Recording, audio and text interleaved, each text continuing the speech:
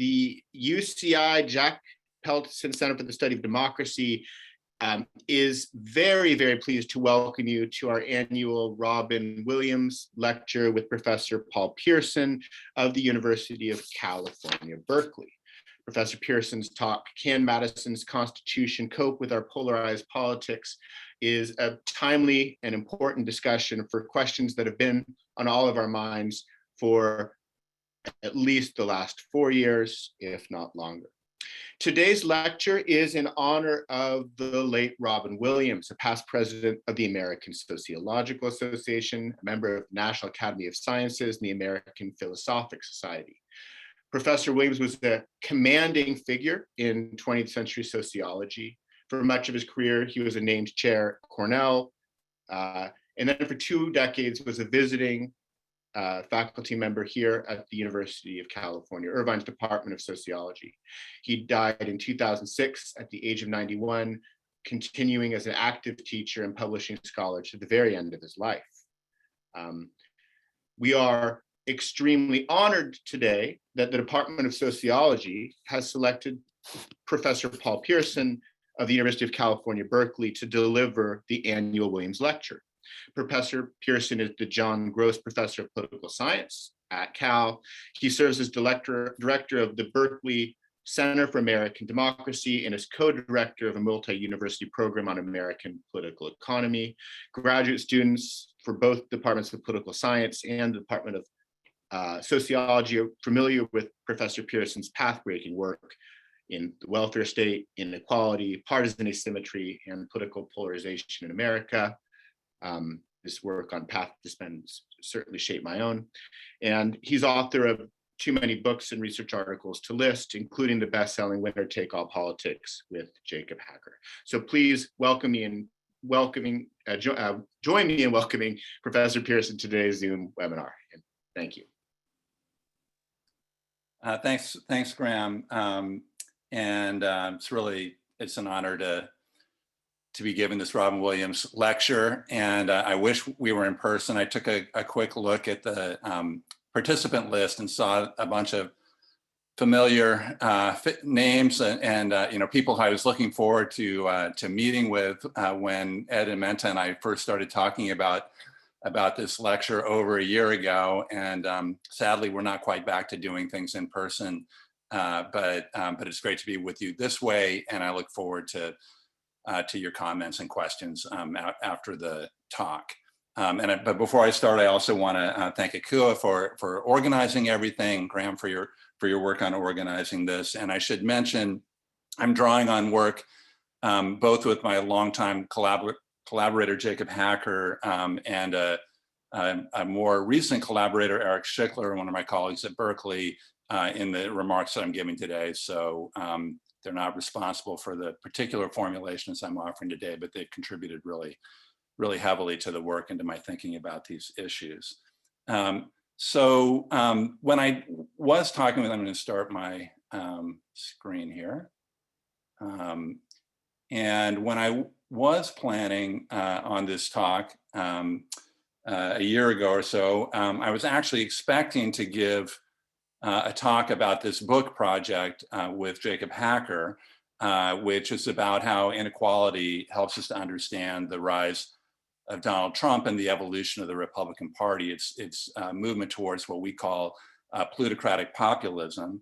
But when I sat down a few months ago to think about what I wanted to talk about today, I actually was thinking more of some of these kinds of events that have happened in the year since we were having those initial conversations. So there was the first round of impeachment. I know all this feels like a long time ago, but just to jog your memories, there was the first round of impeachment, really extraordinary and I think pretty clearly very well documented charges against a sitting president using the powers of his office to put pressure on an ally in order to dig up or actually fabricate dirt against his opponent, his likely opponent in the coming presidential election. Quite extraordinary.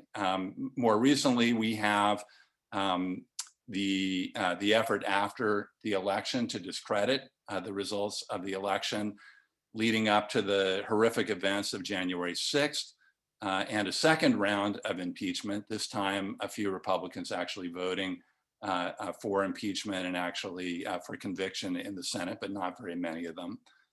So extraordinary events that have unfolded that destabilized American democracy. And of course, you could go back to events earlier in the Trump presidency as well, but this is all just events from the last just a little over a year.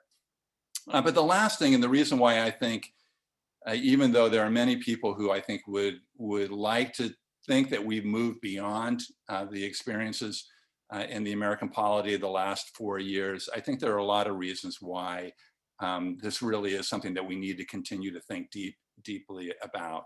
And the main thing that I want to highlight here is that despite all those events, despite having elected a president who was impeached twice and who I think pretty clearly fomented the events leading up to the January 6th insurrection, there's basically no sign of course correction from the Republican Party.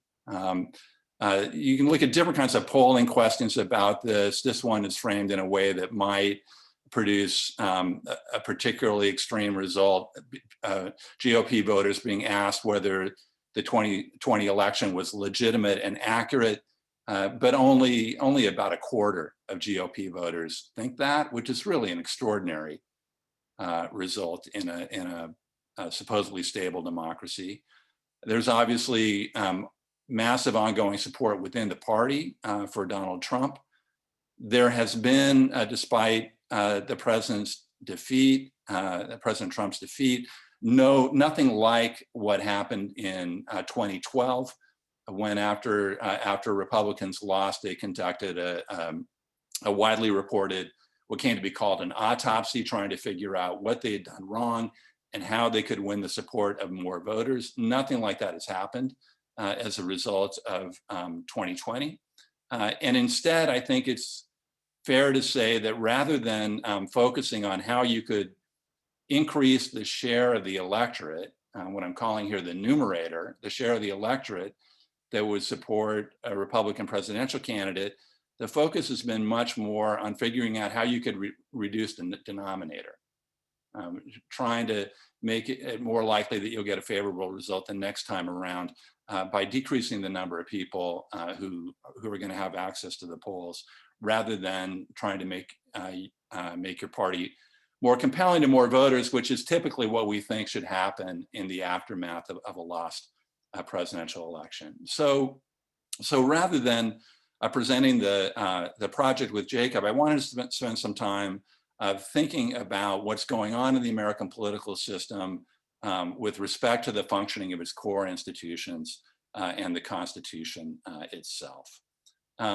And I want to begin by saying a little bit about the American institutional framework and about what the founders had in mind. We're going to cover a lot of ground, hopefully fairly quickly, if I can keep on schedule, because I want to hear your questions. So all of this is necessarily going to be quite cursory to get to the main points. But I like this quote from Hamilton, Federalist number 9, where he takes a second to pat himself and his co-designers of the Constitution on the back by noting that by the time the Constitution was being drafted, a lot of the science of politics had been figured out, right? It's really improved. Various principles are now well understood that previously weren't understood. Now, and of course, it turns out that there were many things that the framers, quite understandably, couldn't have known, and also things that, given the time at which they were working on this framework, there simply wasn't enough experience for them to think through all the design choices in the way that they might choose to formulate those decisions now. But just quickly, a summary of some of the design features that they did come up with, and I want to put design in quotes here, because I think if we were going to spend our whole time talking about the founding, we can go into more detail about this. But it's important to recognize, of course, that the Constitution was a political compromise. It was not the result of a bunch of political architects sitting around with a blank slate that they could write whatever they wanted to, on. And we know, of course, that in many cases, the founders, including, sometimes I use this shorthand of Madison's Constitution, but of course, Madison had many of his ideas did not find their way into the Constitution. And the Federalist Papers were in fact an attempt to defend an institution that was a compromise on many important dimensions. But we can use design as a shorthand and recognize some of these key features, and they're features that actually distinguish the American system from most other longstanding democracies.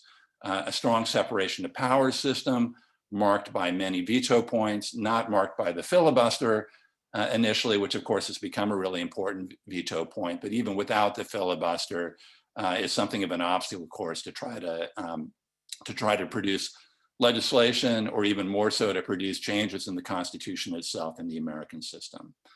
Winner-take-all elections from single-member districts, no proportional representation being the more common form for modern democracies. As folks who study constitutions and electoral systems know, an effect of that American system, reinforced by the fact that you have a presidency, is that you're likely to get a two-party system. Because people have to get a plurality, they're going to want to join in the biggest coalition that they think can potentially achieve that, and having the big prize of the presidency out there just increases that. In addition to these features, I just want to emphasize that this is a system, again, more than many other rich democracies, it's built around territorial representation, people representing a particular plot of land when they're elected to office.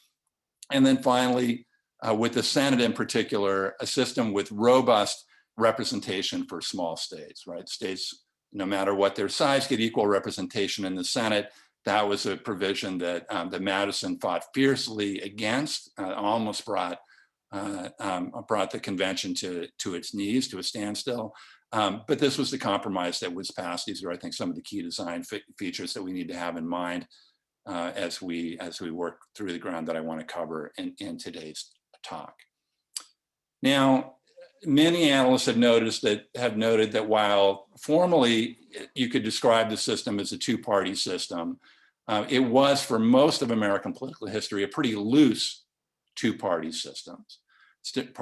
Nelson Polsby, longtime a prominent political scientist at Berkeley, liked to refer to it as a 100-party system.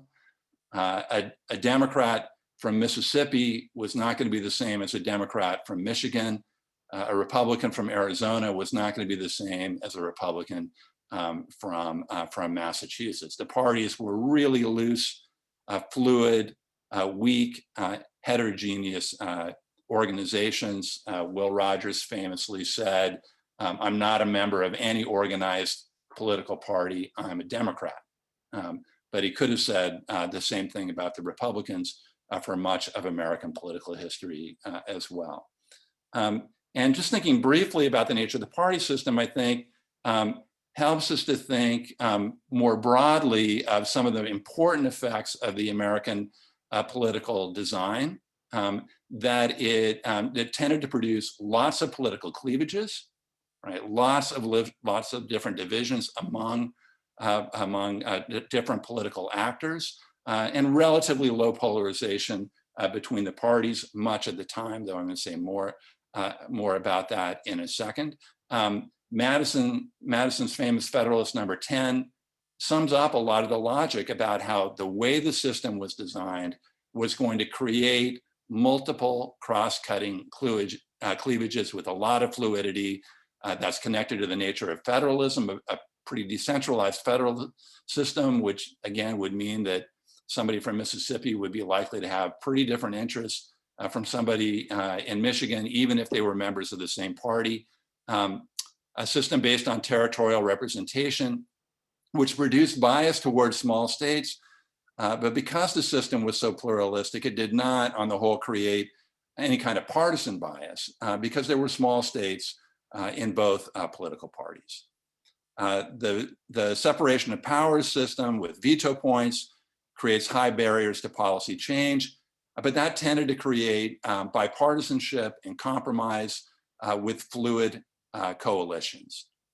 And a system of separation of powers created a regime in which individuals in positions of power, whether that meant being in the House or the Senate or the presidency or the Supreme Court, they might have attachments to a party, but they had strong incentives to defend their institution as well, the particular institution, the particular site of political authority in which they were situated in.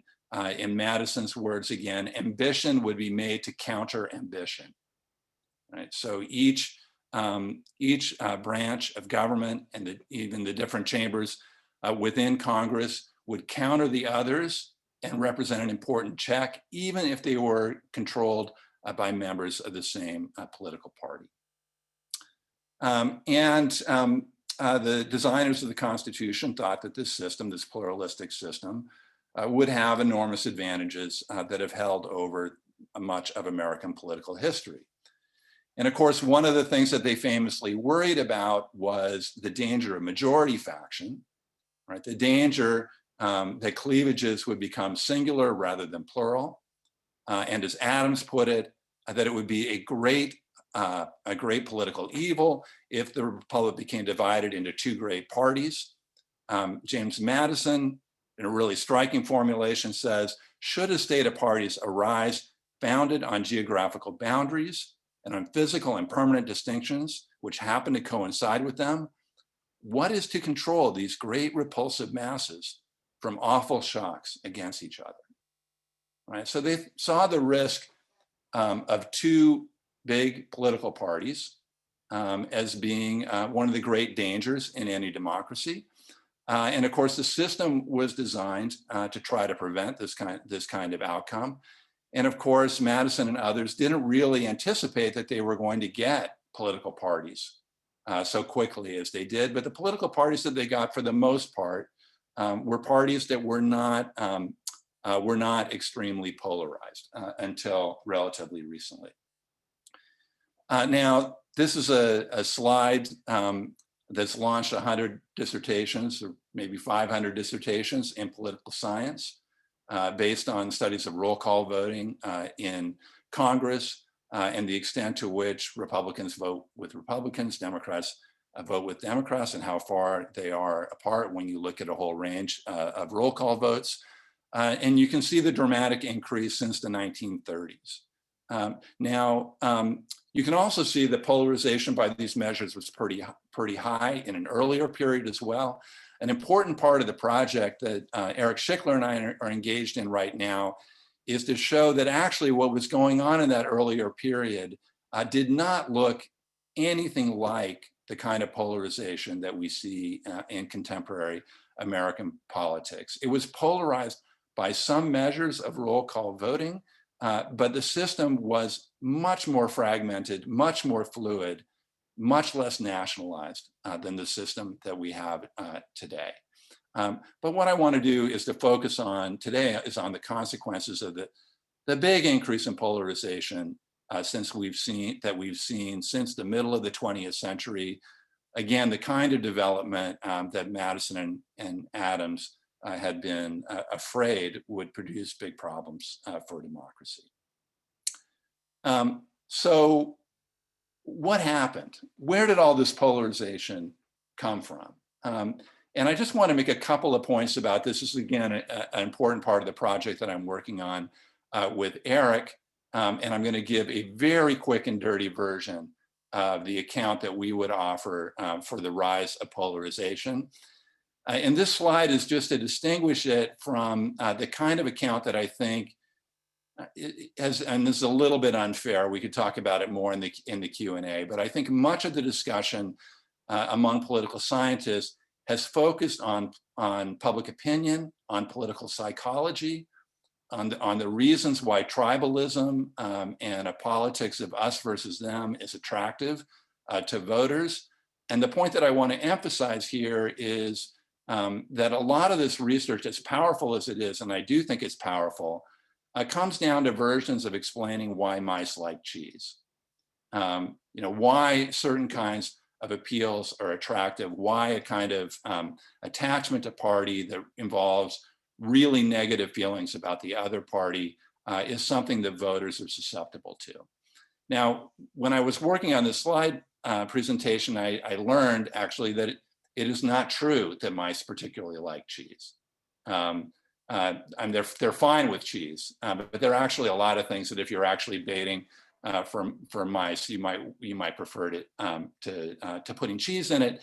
But the main point that I want to make here is that the process that leads to heightened polarization involves a story, not just at and I would say actually not primarily at the level of voters, but more at the level of what I'm going to call meso-institutions in American society. And it's nice to be doing a presentation to a lot of sociologists, because I actually see this account as in some ways having a lot of affinity with the way that I would expect that a lot of sociologists might think about this.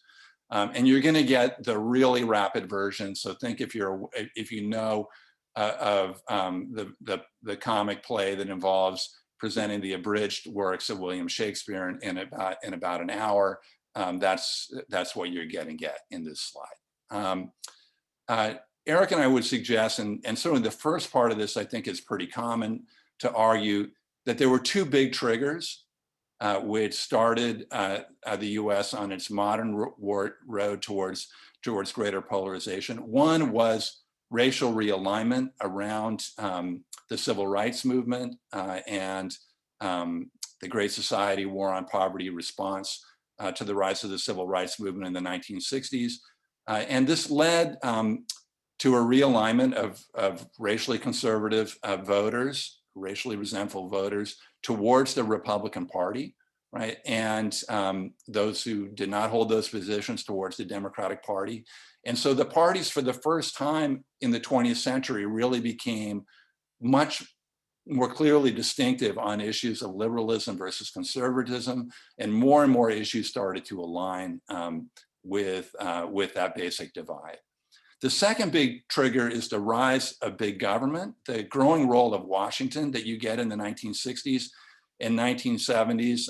Emblematic of that, though the change is much more widespread than this, I think Roe v. Wade, the 1973 decision, which for the first time said views about abortion, policies about abortion are not going to be decided differently in Mississippi than they're going to be decided in Massachusetts. If this is an issue of constitutional rights, they're going to be decided nationally, right? And so pretty quickly in response to that, to the shift to that being a national decision, you start to see the parties distinguish themselves on abortion. They were not distinctive on abortion in the early 1970s.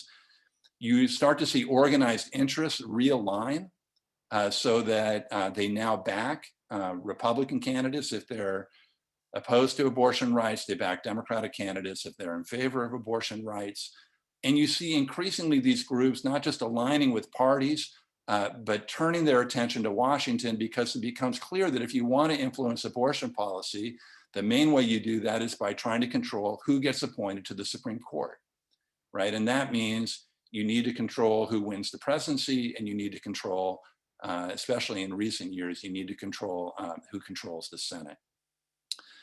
So this is a part of what we call a process of meso-institutional change that involves the media, interest groups, and a change in state parties from being fairly autonomous and decentralized parties to being networked parties that are very tightly linked to increasingly national interest groups and media, and that also have incentives to nationalize politics wherever possible.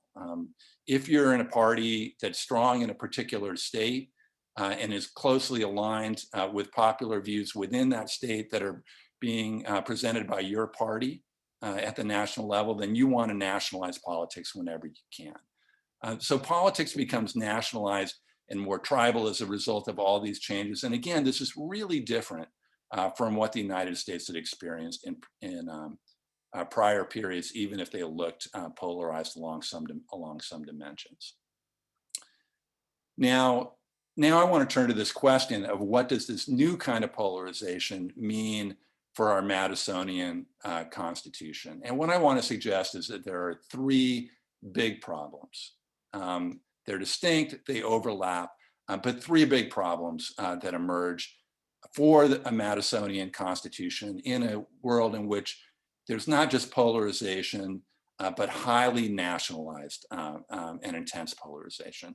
The first problem is gridlock. The second problem is the potential for unchecked executive power. And the third problem is what I'm going to call minoritarian governance. In my book with Jacob, we call it counter-majoritarian governance, and some people would prefer that term. All right, so the American system with lots of veto points has always required compromise. But in the past, when it was a 100-party system, Nelson Polsby's 100-party system, the system also facilitated compromise. Because the parties were relatively weak vessels, because there were lots of different interests, both within the parties and running across the parties, because any cleavage that did exist always had the possibility of being broken up, there were lots of opportunities for compromise and for bipartisanship. That's simply no longer true. The system still requires compromise, given its veto points, given the role of the filibuster. There are, of course, some exceptions. You can do things through the reconciliation process. We could talk about this more, but for the most part, the system no longer facilitates compromise. And there are some really fundamental reasons why this is the case. The simplest one is just the parties are further apart on almost every major issue, right? So it's a lot harder to compromise in a situation like that. And of course, on many, many issues that are prominent in American politics now, it's not just that the parties have a disagreement where one wants to do X and the other one wants to do 2X. In many of the situations, one party wants to do X and the other party wants to do not X, right? They want to move in opposite directions. Think about healthcare, think about immigration, think about gun rights, think about taxation on high-income Americans. They actually want to go in different directions. The second problem is the base of the party typically doesn't want compromise, right? So even if a national politician might be interested in compromise, there's a growing risk that they will be punished by their own base and run into the danger of not being able to survive in a primary system or not being able to advance if they have ambitions for higher office, because typically the most active voters within the party are not that interested in compromise. That's especially true on the Republican side, according to public opinion data, but it's a problem for members of both parties. And finally, as Mitch McConnell's success during the Obama presidency, I think, pointed out, there's growing reason to believe that obstruction, unwillingness to compromise, often will pay off politically. That the president's party is likely to be blamed if there's gridlock, and so if you're trying to win, or even if you're the minority party in the Senate and you're trying to take back the majority, obstruction, especially if it can be done in low visibility ways, done through the filibuster, which most voters are not aware of, you can actually have your cake and eat it too. So in a situation like this, I heard Ezra Klein talking about this the other day, and he described it as a situation, it's like asking two football teams to agree on who should score the next touchdown and how they should score that touchdown. The incentives are just structured in such a way that's just not something that two football teams are going to find a coherent way to compromise about. And increasingly, our legislative politics looks like this. This has a number of important effects. It can lead power to gravitate away from Congress.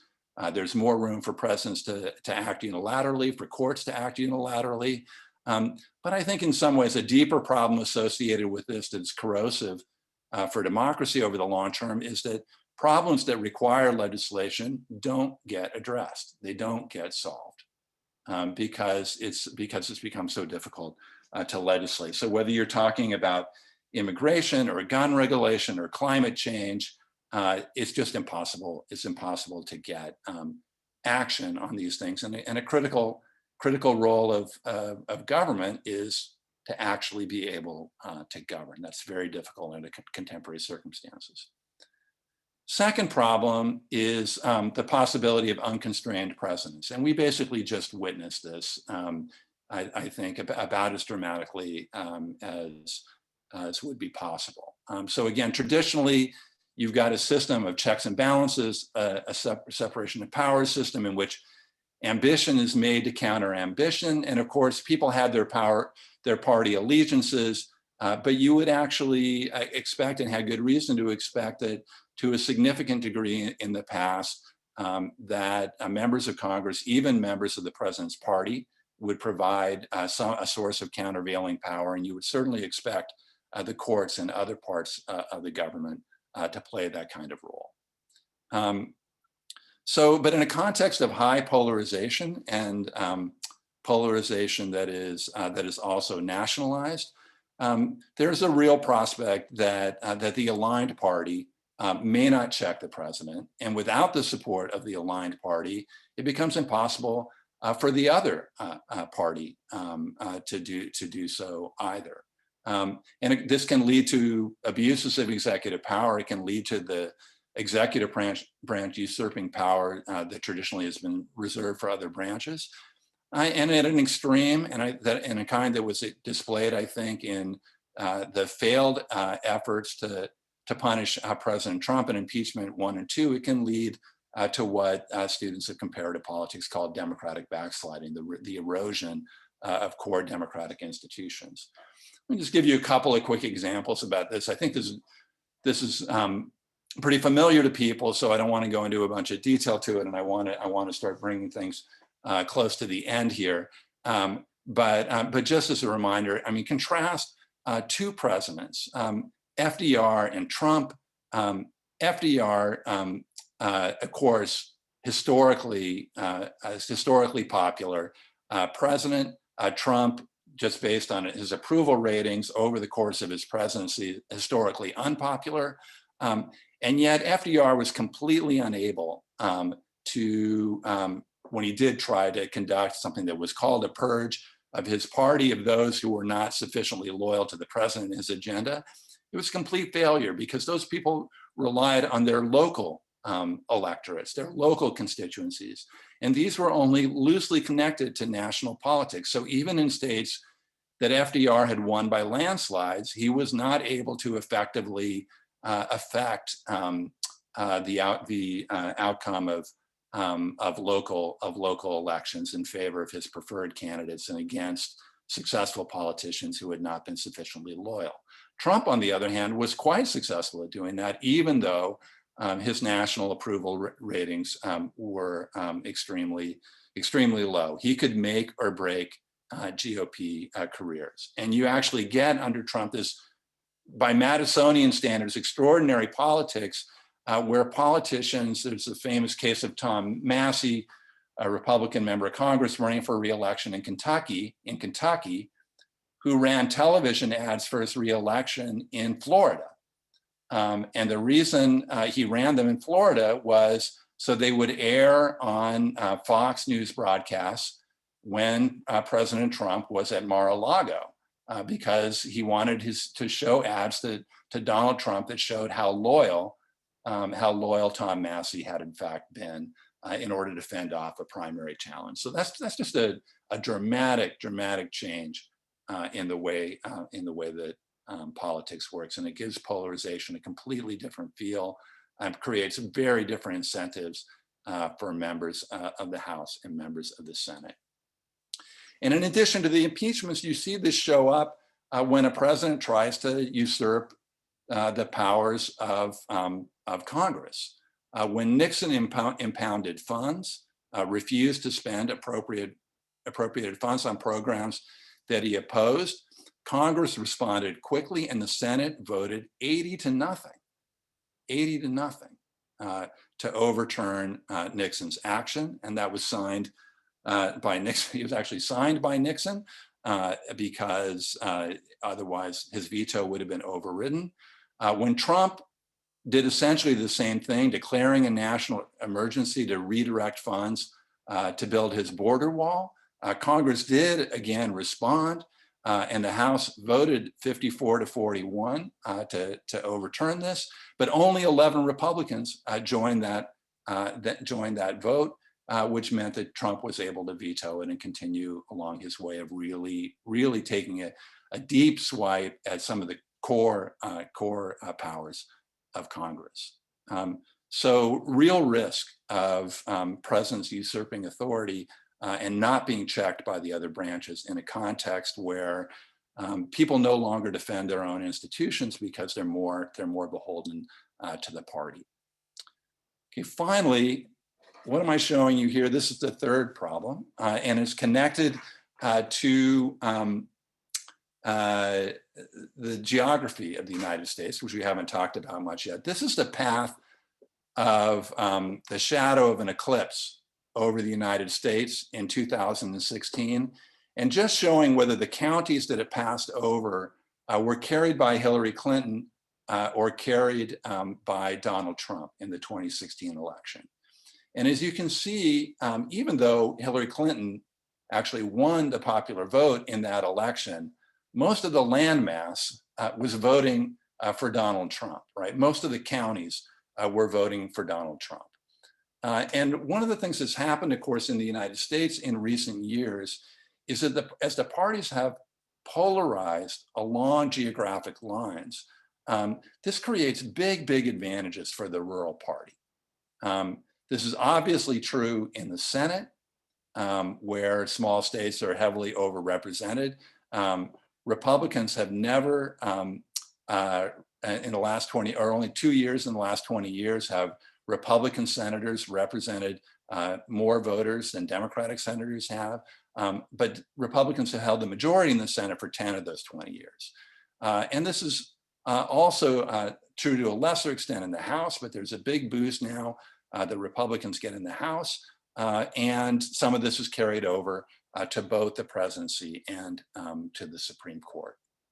So you see a third risk that we run now because geography for the first time lines up in such a way to give a systematic advantage to a party.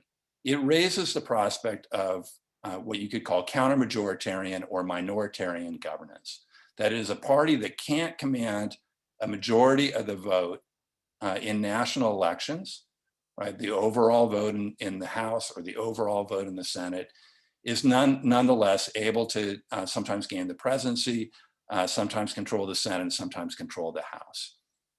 There's a further danger here that's associated with polarization, which I'm calling cumulative skew, right? Not a very gracious term, and I'd love to hear a different one. But the basic idea here is that you might get an institution that has some kind of bias this way, some kind of minority bias, like the Senate. But that becomes much more of a risk for democracy in a situation where that minority that is holding power is connected to party power in other parts of the government, right? So if there's a conscious Republican majority in the Supreme Court, say, or a conscious Republican majority in the Senate or in state legislatures, then these different venues of minoritarian power can build on each other, right?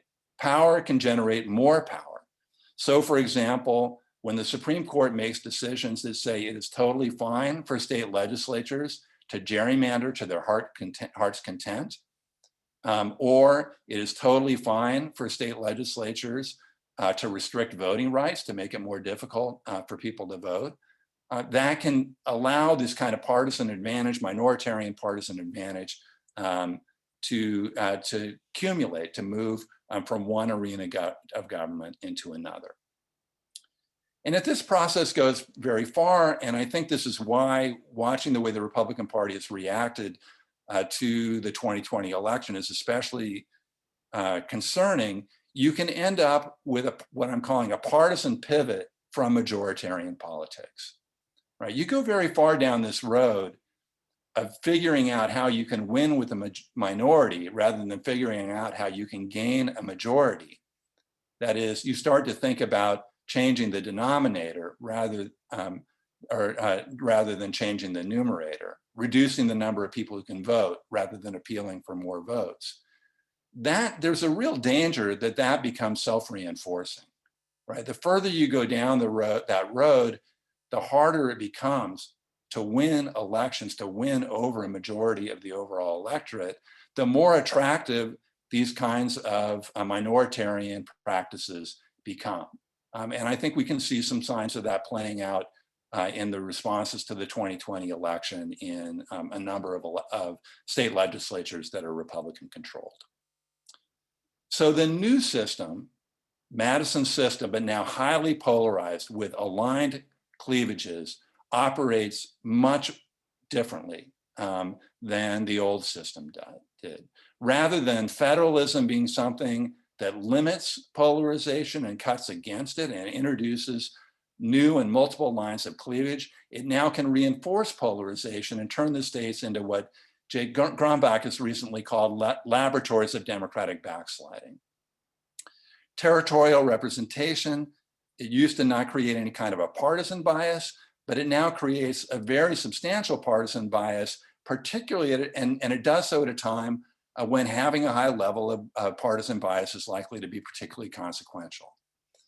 The high barriers to policy change that used to generate bipartisanship and compromise now generate gridlock, and the separation of powers system, which protected against executive overreach and against democratic backsliding by creating incentives for politicians not only to defend their parties, but also to defend their institutions, now seem to more and more lead to politicians defending their parties even over the institutions that they're members of. It's a dramatic, and I think for those concerned about the health of American democracy, a dangerous change. So I hate to bring such gloomy news. If I wanted to even go further over time, which I don't, I would say a little bit about why we might see this glass as half full rather than half empty. But I think in the interest of time, and given that I've covered a lot of ground already, and I'm really interested in people's reactions and questions, I'll stop at this point by just saying that I'll maybe just close by saying this project that Eric and I have been working on was partly motivated by our sense that at least some political scientists were a little complacent about the polarization in American politics. And the complacency was built around the following argument. The complacency was built around the idea that, polarization is actually pretty common in American politics. In the late 1890s, early 1900s, American politics looked pretty polarized. We survived that. So maybe we should just learn to live with polarization and expect that this is the way things are going to be, but it is not that dangerous. Eric and I really are trying to stress in this project that the polarization we're looking at now is not your great-great-great-grandparents' polarization. It is very different, and it is much more dangerous. And so the issues for the health of American democracy were not ended by the 2020 election. They still confront us and are likely to continue to confront us for some time.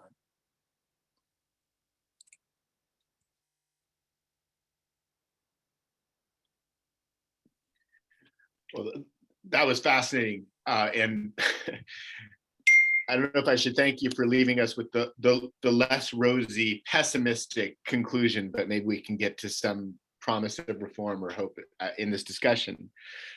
We have some alarming questions.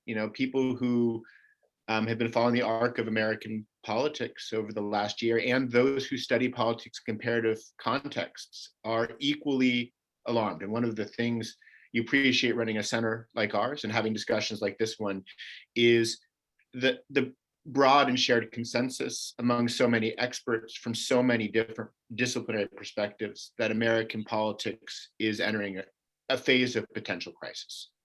That we do, as you said, need to do more to be attentive to these dire implications of polarization and democratic backsliding, and we have perhaps been too complacent. So thank you for bringing us this discussion. Professor Simone Chambers of the Department of Political Science has a pretty compelling question that came to mind, where she asks, if we define polarization as the view that the worst thing that could happen is for your opponent to come to power and stay in power, and if we define radicalization as the willingness to violate norms and break rules in order to make sure that one's opponent does not come into or stay in power, what accounts for radicalization above and beyond polarization in American politics? What accounts for the need for political scientists to start saying it's beyond polarization, it's political sectarianism, especially with regard to Republican representatives and their voters? Yeah, it's a great question, and it's multifaceted. I think it's sufficiently important. These points are sufficiently important. I want to take just a little bit of time on this, because of course you can get polarization, and I think a lot of polarization, a lot of disagreement, without thinking the worst thing possible, right, is that the other side win the election, right? And so I think that is part of radicalization, right? I think that is part of radicalization, and because I think we have reached that point, and this is a major part of the argument in Jacob in my book, is and really focusing on the Republican Party, and we may want to talk about this more too, because I agree with the question, and I know this makes some people uncomfortable. But I think the two parties are very different from each other. And the language of polarization can make you think that it can contribute to a kind of discourse where you're talking about political parties in general, right? Rather than specific political parties that may, face very distinctive incentives.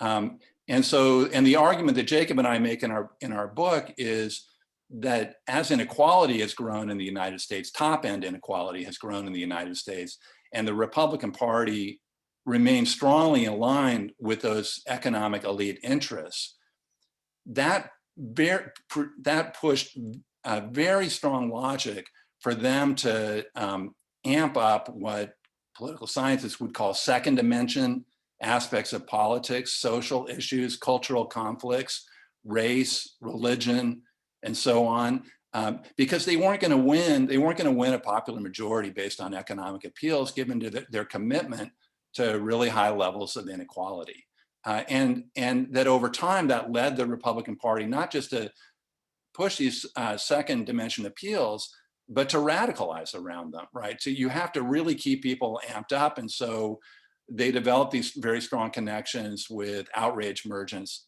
like right-wing media. And certain kinds of interest groups like the NRA and the Christian right, to really hype up these second dimension concerns. So that all is a form of radicalization that's really important. And it's not that none of this exists on the left, but I do think that there's a lot of evidence that it's highly asymmetrical between the parties. But the second point, right, that you can actually have this shift over into something that involves challenging democracy itself, I think that is a major point that I'm trying to bring out in this talk, right? Which is that there are elements of what's happened with polarization which potentially create strong incentives for two different kinds of threats to democracy. And of course, they're intertwined. You can separate them analytically, but they're intertwined in all sorts of ways. One set of threats is the threat of authoritarianism, of executive power, right, of kinds that we saw in the presidency of Donald Trump. But the second is this whole spectrum of opportunities for minoritarian governance, right? I just don't think there's any question that these opportunities for minoritarian governance, which I would see, particularly if they're pursued across multiple institutions and feed on themselves in the way that I was describing, that's a Republican agenda, right? I mean, because the Republican Party does hold those levers, right? There is a minoritarian path for it that runs through all these institutional settings because of the structure of the American constitutional framework. let's pull on the question of asymmetrical polarization a little bit, and perhaps you can do even more to define that for the audience. But it is uncomfortable for those of us who teach American politics to talk about some of our findings about the disparate polarization of parties. David Myers asked a question about the difficulties of governing, and he asked, does the difficulty of governing have symmetrical effects on the parties? It seems like Republicans don't have much interest in delivering on most of the things they say while campaigning, save for staving off taxes and regulation. Stasis mostly works for them, but not for the Democrats. I would add to that, into David's question, that although you've identified themes of minoritarian aspiration among modern Republicans in the state legislatures, they still managed to turn out just an extraordinary number of voters in this 2020 election. We can't ignore the fact that for both parties in this polarized era, their appeals were effective in turning out historic numbers of voters.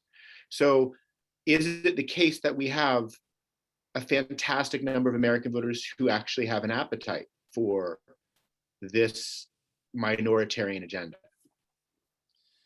Yeah, okay, so that's two questions. So David Myers' question is excellent, and yes, I agree with this. I think it's quite important. And again, it's an example of the kind of thinking I think that we need to do about this, which is not to just treat these arrangements as being neutral between the parties, but to recognize that all sorts of aspects of this polarized setting and this Madisonian framework are going to operate quite differently and create different incentives for the two parties in many circumstances.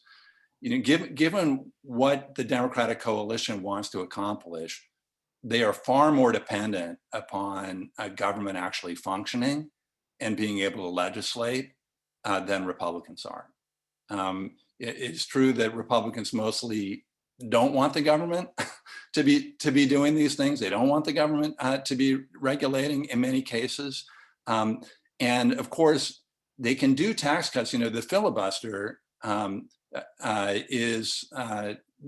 you to do reconciliation, right? So the most important thing that they wanted Congress to do, which was tax cuts, they could do through the reconciliation process. That's very important. But they don't have a lot of, I don't think they have a lot of legislative ambitions, particularly not popular ones, that are sitting on the shelf that they would move through a less gridlock system. And of course, the other thing that they really want to do, and again, they don't need a less gridlock system to do this, they want to appoint justices to the Supreme Court, right? And they were able to do that. I mean, it's actually stunning, given how poorly Republicans have done in the popular vote in presidential elections. It's stunning how successful they've been in getting their people onto the Supreme Court. Okay, and now Graham, remind me really quickly, what was the second question? We talk about the party incentives for minoritarian policy, but we also see tremendous apparent support for the national policy agenda of the party that is advancing these reforms. Yeah, so that is true, and I think I, like many observers of both the 2016 and 2020 election, and, you know, certainly all pollsters, virtually all pollsters, were surprised to see how many people came out to vote for Donald Trump in both elections, right? And so there's no question, and this is part of the challenge that Republicans face in the current environment and going forward, there's no question that Trumpism does a great job of getting out much of this core electorate, right? It generates turnout. Of course, it generates turnout for both sides, right? And it does, you know, it does seem to generate mostly a minority, a close minority, but a minority. You know, and the big issue they face there, I mean, what you're saying is true, and it's really important. Over time, their demographic coalition is shrinking, right, in relative terms. It shrank between 2012 and 2016. It shrank between 2016 and 2020. It'll shrink again between 2020 and 2024. So you are faced, you know, broadly with two choices. Given that, yet, like, yeah, you're pretty close If you have somebody like Trump who can mobilize those voters, you're pretty close. But over the medium term, you're still faced with this basic challenge that you either have to grow the numerator or shrink the denominator. Given the positions that they have adopted, growing the numerator is hard. There are a lot of incentives that steer them away from trying to expand beyond that core electorate, which is going to shrink from election to election unless they can succeed in shrinking the denominator. Thank you so much for that. Professor Juan Lintz wrote a famous article on the perils of presidentialism that observes somewhat grimly that presidential systems designed to imitate the US one created in our Constitution have a history of failure. And the United States stood out as a staunch exception, but an exception nonetheless, to predictable patterns that you describe in this talk of incentives for gridlock, obstructionism, and democratic backsliding that occur in a two-party presidential system. Aaron Lockwood, Professor Lockwood of my department, says you've identified a lot of mutually reinforcing institutional dynamics, all pulling in the same counter-majoritarian direction. Are there weaknesses in this institutional landscape? And if so, how might these processes be disrupted? Even more generally, we've had the audience asking a number of questions, which is what reforms could work, right? What on the agenda in the national political discussion right now, and what that you imagine could help us prevent these predictions from scholars like Lintz and from academics like yourself? Yeah. You guys are probably not going to be very happy with my answers. Let me see if I can get back up here I'll put up just to make us maybe feel a little bit better, I'll put up my glass half full slide. I'll skip over the half empty one. Oops, come back. Sorry, I got something blocking my, oh shoot, trying to figure out how to do this so that I can actually read it too. There are some potential weak spots in the current dynamic. The one that I was just talking about in response to your question, Graham, which is demographics. Lindsey Graham puts it pretty well. That they're not generating enough angry white guys in order to. I'm trying to get rid of. So hold on. Now it's. There we go. Okay, not generating enough angry white guys to stay in business. And over the medium run, if you can get to the medium run, this is a big problem, right, for the current dynamics within the Republican Party. They're going to run out of voters. So that's a possibility over the medium run if you can get that far. The fact that the Republican Party has moved this far, I think does raise some real possibilities for voter defection. I think a really interesting subject is whether or not Joe Biden's, what I see as a core political strategy that he is pursuing, which is to really see, given very, very high levels of inequality, can you win back some of these white working class voters through economic appeals? Right, there actually should be enormous opportunities to do that because there's a lot of money on the table. Like you can just increase taxes on super rich people and use that to provide a lot of benefits for ordinary Americans, including a lot of ordinary Americans who voted for Donald Trump or voted for him twice. So can you actually expand the Democratic electorate in a way that puts pressure on the Republicans to change? I'm a little doubtful about that actually, which says something about how far radicalization and polarization have gone. Some people think there's a possibility that business elements are going to defect from the Republican coalition. We could talk about that. I'm skeptical about it too. And then there's the possibility, the last one that gets to some of these questions, whether you can pursue some kinds of democracy reforms, which again would start to get you to a tipping point along with the demographic changes, where Republicans would just feel like the strategy that they've been pursuing, this minoritarian strategy, confrontational strategy, is not sustainable. And we need to do what losing parties tend to do in democracies, which is to become more inclusive, to try to expand our electorate, to moderate our demands in a way that gets us back to kind of healthier two-party competition. So, I think, the package of reforms in HR 1, a lot of those would help with this process. Gerrymandering reform would help, make, reduce the biases in the House that really help the Republican Party. I think extending that to state legislatures would also be enormously helpful. But it's hard. I think one thing that makes this really challenging, and it's the reason why I emphasize things like demography and these big policy initiatives that the Biden administration is trying, is that it's hard for even fairly significant single political reforms to dislodge this system now that it has become so embedded. So those of you who know my work on path dependence, in which I have not been thinking about or working on in a long time, know that a lot of the argument is about how once you get into this really entrenched situation, it's hard to get out of it. All right, and I think that's true for political polarization, unfortunately. Right, we used to be able to think, well, some new issue is going to come along, right? And that will shake up these coalitions, right? That will dislodge the kind of accumulated polarities that exist there. But given all the incentives that exist for politicians to stick with their team, not to show any room for compromise, not to veer off in some new direction, I think it's hard to imagine that relatively modest political reforms are going to make that big a difference.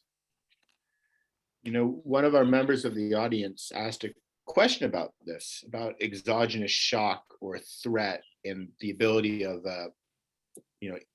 international threat of conflict that could galvanize, bipartisan spirit, lower polarization. I'm interested in your thoughts on that, but also how you've reacted to COVID in how you think about this question. Has the experience of the last year shaped how you think about how dire this situation is, and what lessons would you draw from the federal and state government's response to this crisis? So many great questions. I can't say. I would love to say that I would feel like it's made me more optimistic.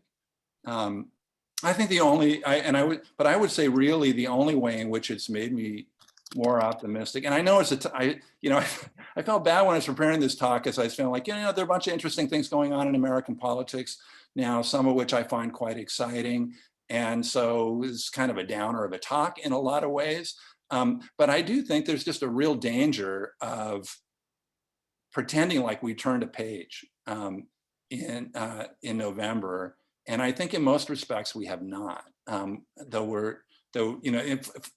fundamental terms we have not. And I think for the most part, the pandemic did not turn a page. You see so much of the same kind of polarization and things being politicized in a way that many other countries were able to avoid or at least minimize.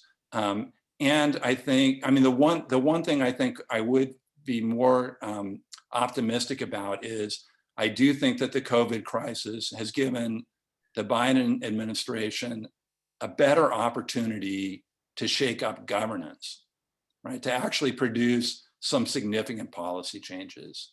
That probably would not have been, the kind of ambitious agenda that they're trying to push through the eye of the needle of American political institutions would not have been possible, I think, pre-COVID. You wouldn't have seen that. So, and that could potentially, have some really important effects. It could have some effects on the breadth of the coalitions. And if his strategy works and shakes some of the white working class voters away from this minoritarian coalition, then that would be super promising.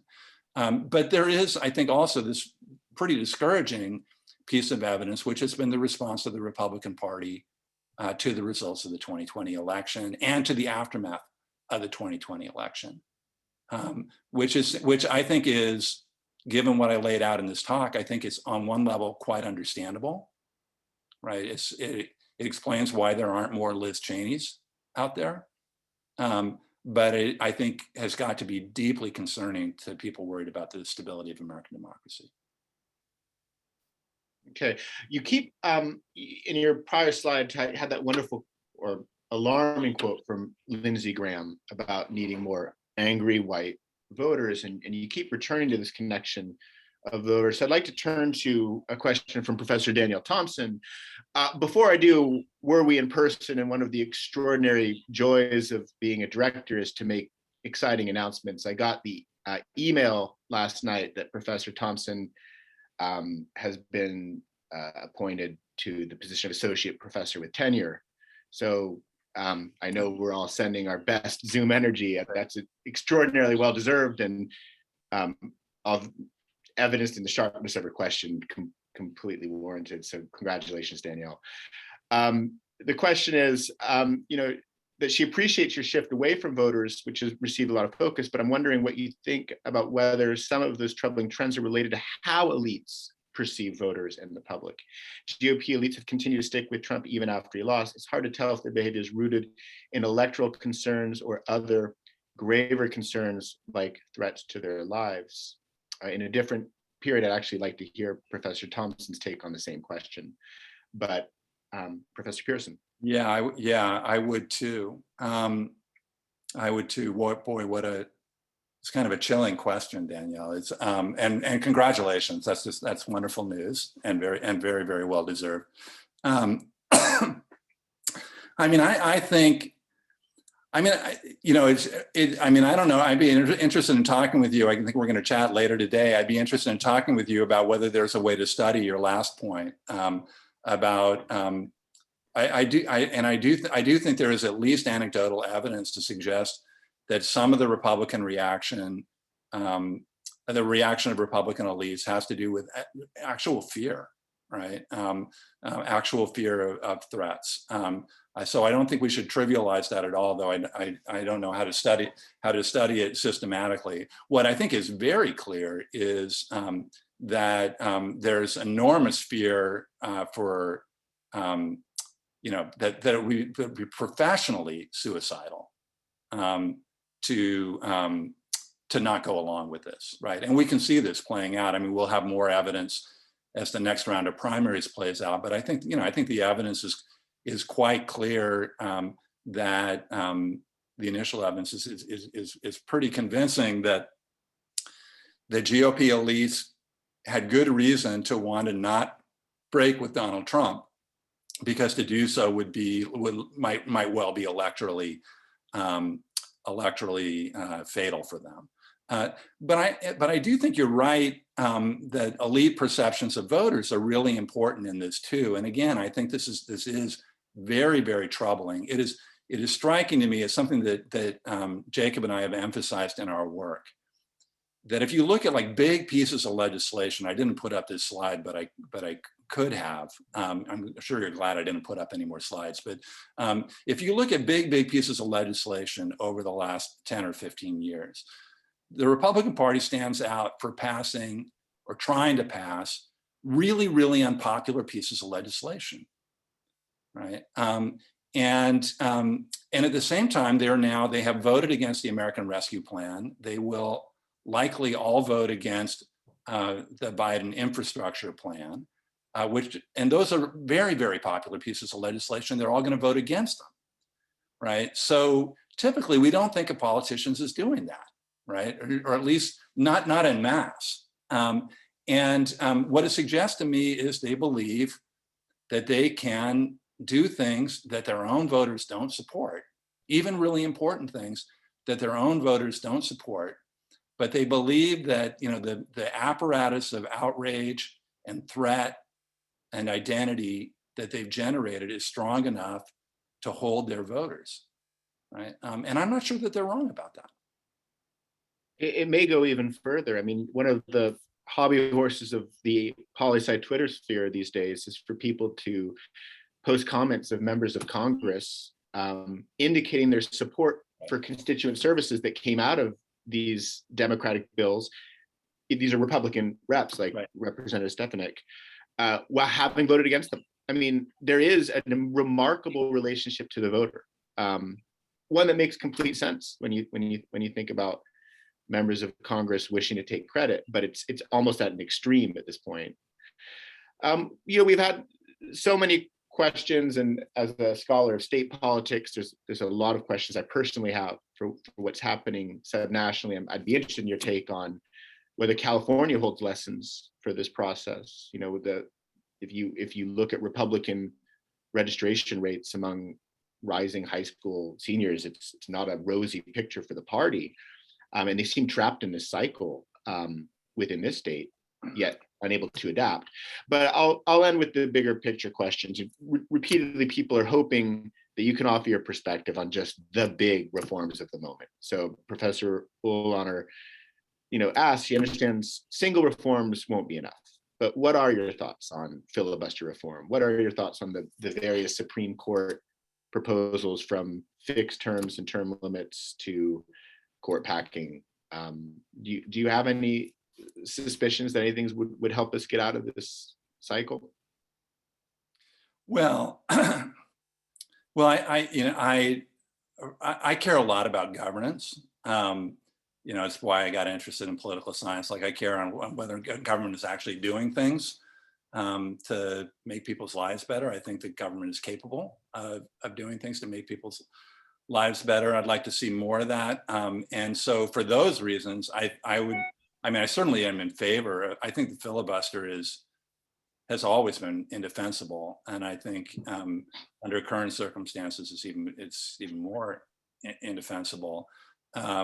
And similarly, I think it's hard for somebody who believes that majorities should be empowered within broad constraints, which I believe.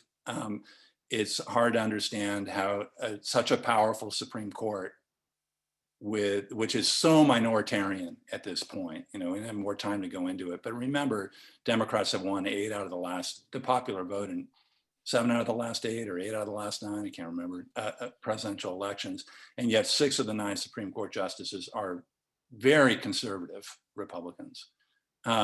So, I'd be interested in reform there too. And I do think more effective governance would potentially help. I do think that the decline in the quality of governance in the United States has played an important role. There's reason why so many voters are so alienated and so susceptible to populist appeals, because they don't feel like the government is doing anything for them, and they're not completely wrong to feel that way. So I do think those things would really matter.